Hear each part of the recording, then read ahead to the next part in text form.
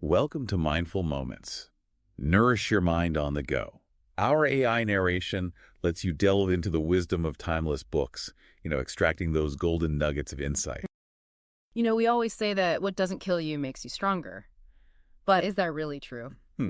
Always true. Today, we're going deep into the life of Lale Sokolov. Oh, okay. He was the tattooist of Auschwitz, and we'll use his story to look at that very question about if what doesn't kill us makes us stronger. His story is told in Heather Morris's book, and it takes us right inside Auschwitz-Birkenau during World War II. And we're going to use excerpts from the book. We'll understand his journey, his experiences, his relationships, and the really hard choices he had to make just to survive. It's, Lale's story is so powerful because it's from him. Right. It's firsthand. We experience the horrors through his eyes.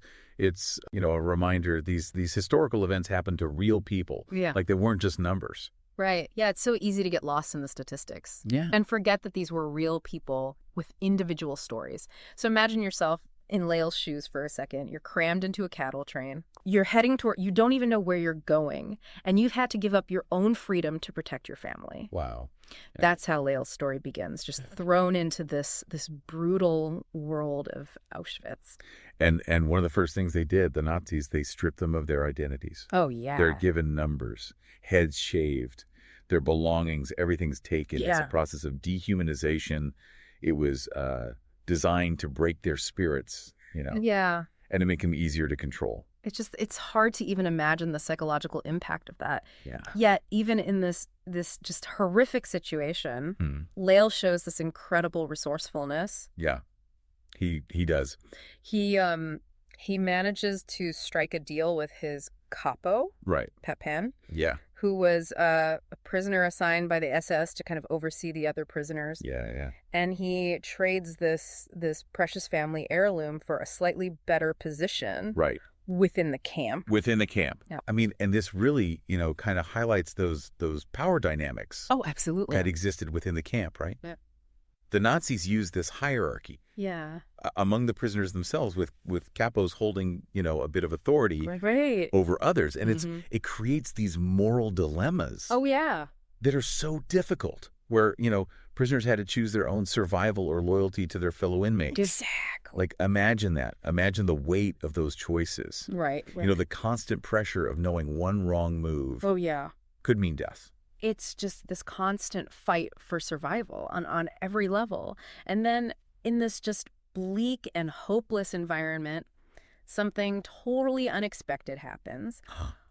Lale meets Gita, Right. a young woman who's arriving at Birkenau. Yeah. And for Lale, it's love at first sight. It's almost hard to believe, isn't it? Like, amidst, Right. the barbed wire, the constant threat of death, Yeah. there's this spark of love that ignites. It really, speaks to that human capacity for connection Right. and hope, Yeah. even in the darkest circumstances. Yeah. And their first encounter is it's so moving. He even talks about how, he was just mesmerized by her eyes, her Yeah. beautiful eyes. Yeah. It's like this tiny flame, Yeah. flickering in this darkness.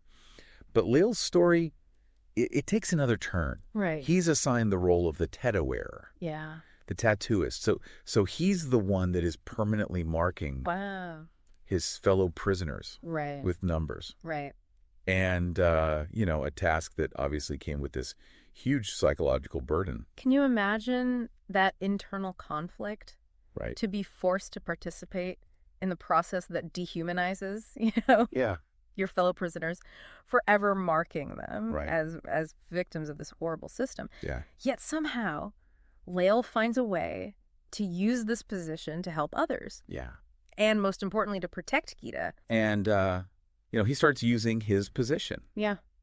and his connections to get extra food and medicine for her. Right. He even goes so far as to get her a better job Wow. within the camp. It's so risky. Oh, incredibly risky. But, he's driven by love Yeah. and this fierce determination to keep her safe.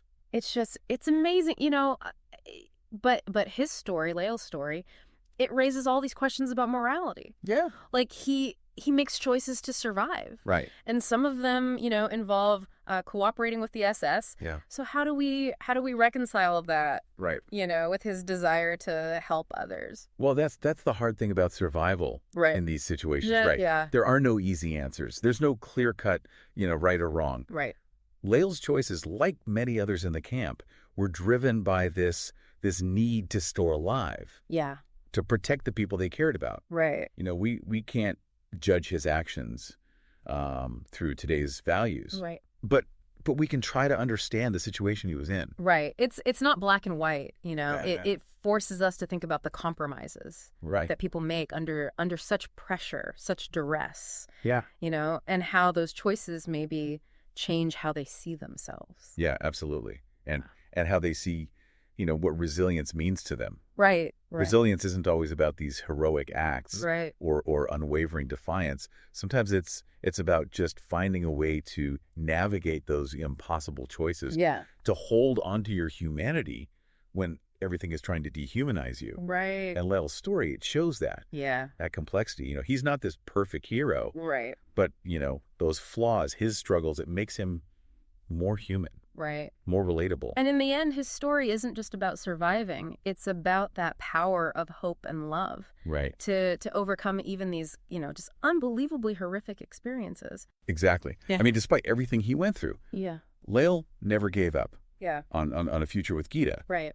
And when the war ends, their reunion, Mm-hmm. it's so moving. Oh, yeah.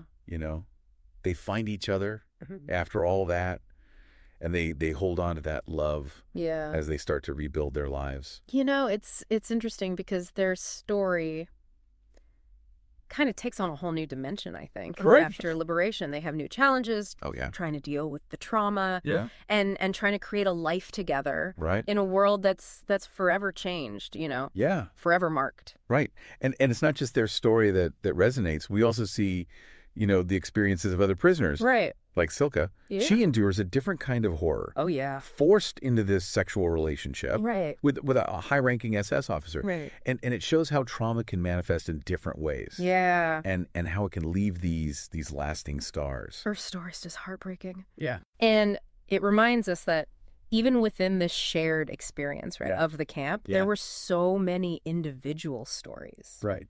of suffering and resilience. Of suffering and resilience, each person carrying their own burdens. Yeah. Their own demons. Yeah. And finding their own ways to cope. It's a powerful reminder that there's no one way to survive. Right. No one definition of resilience, Right. Each story is unique. Unique. Complex. And deserves our attention. And deserves our attention and our respect. And as we think about these stories, Yeah. we can't forget the historical context. Right. The Holocaust was a systematic attempt to eliminate an entire people. Yeah.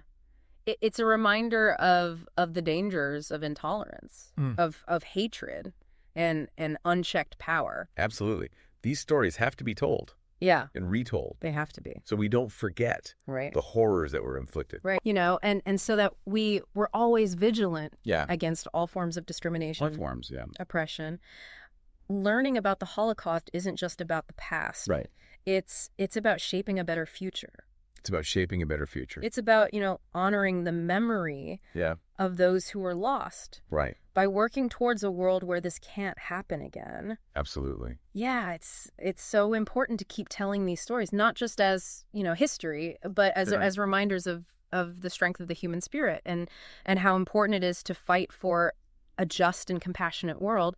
Lale and Gita's story, it comes from this unimaginable tragedy, but it ends up being this testament to the power of hope and love. Yeah, and their decision to embrace life, to build a family and find joy.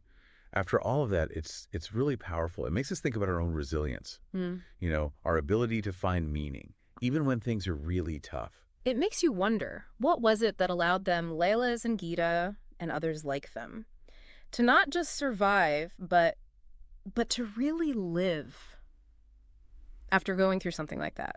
Well, that's a question that a lot of people are still trying to figure out. Yeah. Researchers, psychologists, some people say it's that human connection, that love and support from other people, that can really help you through different times.